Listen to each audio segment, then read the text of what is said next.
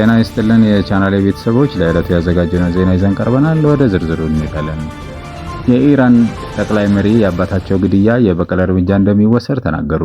የኢራን ጠቅላይ መሪ ሙጅታባ ካሚኒ በጽሁፍ ባስተላለፉት መልእክት አባታቸው ላይ ለተፈጸመው ግድያ የበቀል እርምጃ መወሰድ እንዳለበት አሳሰቡ ያለው ቢቢሲ ነው። የቀድሞ ጠቅላይ ሚኒስትር አያቶላ አሊ ካሚኒ አሜሪካና እስራኤል በኢራን ላይ ጦርነት በከፈቱበት የመጀመሪያ ቀን መገደላቸው ይታወሳል። የአባታቸው የቀብር ስነ ስርዓት ላይ ለተገኙ ሰዎች ምስጋና ያቀረቡት ሙጅታባ ካሚኒ ንጹህ ደምን ለመበቀል ቃል እንገባለንም ብለዋል።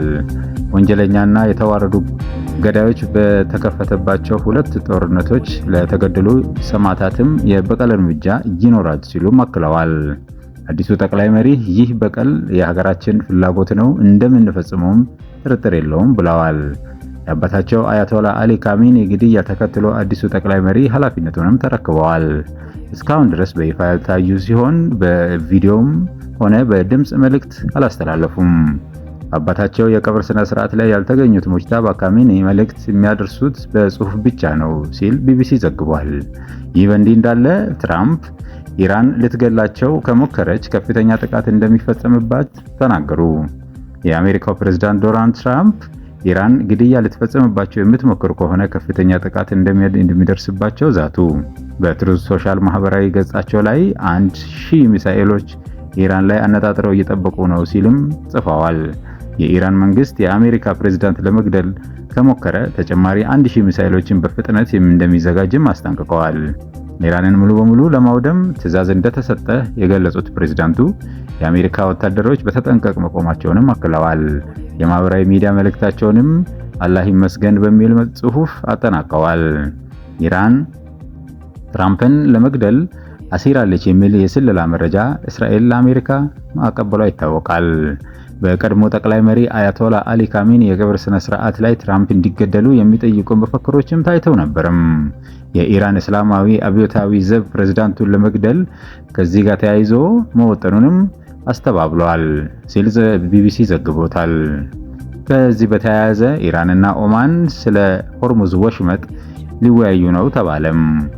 የኢራን የውጭ ጉዳይ ሚኒስትር አባስ አራክቺ ከኦማን ባለስልጣናት ጋር ለመወያየት መስካት መግባባታቸው ተገለጸም። ኢራንና ኦማን የሆርሙዝ ወሽመጥን ጨምሮ ቀጠናዊ ጉዳዮችን በተመለከተ ውይይት እንደሚያደርጉም ተገልጸዋል። በኢስላማባድ ስምምነት አንቀጽ 5 መሰረት በሆርሙዝ ወሽመጥ በኩል ተገቢውን መተላለፊያ ለማበጀት እንደሚወያዩም ተዘግቧል። የሆርሙዝ ወሽመጥ ጉዳይ በኢራንና አሜሪካ መካከል ከፍተኛ ውጥረትም አስከትሏል። የካታር ልዑካን ከኢራን ባለስልጣናት ጋር ለመወያየት ወደ ቴሄራን አምርተዋል።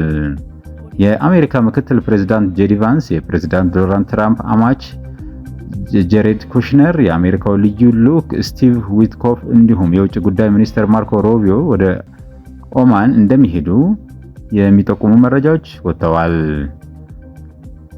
በተያያዘም ካታር እና ዮርዳኖስ ቀጠናዊ ውጥረትን በተመለከተ ተወያዩ። ውጥረት እንዲቀንስም ጥሪ አቀረቡ ተባለም።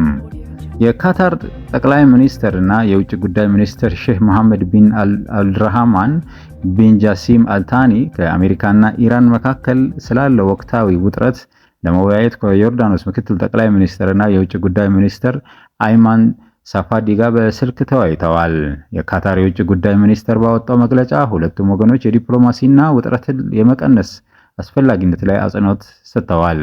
ካታር የአሜሪካ ኢራን የጋራ መግባቢያ ስምምነት እንዲተገበር እናም በሆርሙዝ የባህር ወሽመጥ ያለውን የማረፊያ ነፃነት ጥበቃ እንዲደረግ ጥሪ አቅርቧል ያለውም አልጀዚራ ነው። አድማጭ ተመልካቾቻችን ለዕለቱ ያዘጋጀንላችሁ መረጃ ይሄን ይመስል ነበር። ቻናላችንን ሰብስክራይብ እና ላይክ በማድረግ ወቅታዊ መረጃዎች እንዲደርሷችሁ አድርጉ። ሰላም።